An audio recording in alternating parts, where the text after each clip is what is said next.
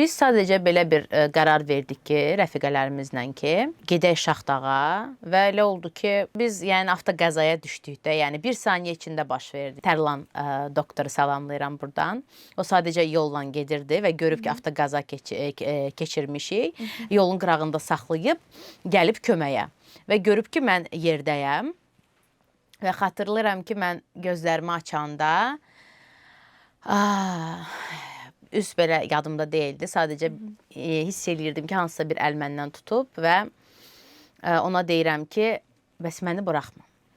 Mən o an elə bildim ki, mən artıq o biri dünyadayam və mələkdir mənim əlimdən tutan. Və zaten mən düşünürəm ki, Allah onu mənə mələk şəklində göndərmişdi. O anda mənə mələk şəklində göndərmişdi və mən onun əlindən tutdum, dedim ki, bəs məni buraxma. O da dedi, yox, yanındayam. Dedim, mənlə, dedi, ambulans gəlir, təcili yardım gəlir də. Dedim, mənlə minərsən ora. Dedim, məni tək buraxmadan nə olar?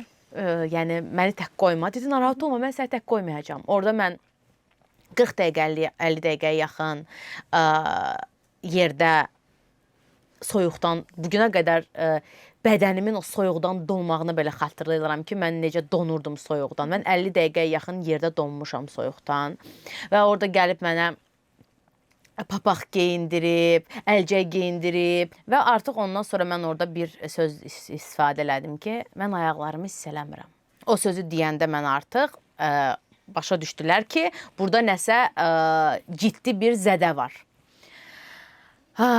Ondan sonra da təcili yardım gəldi. Məni qaldırdılar, apardılar və orada mənim ailəmə deyildi ki, vacib sürətdə əməliyyata qaldırılmalıdır. Çünki zamanına çox az qalıb.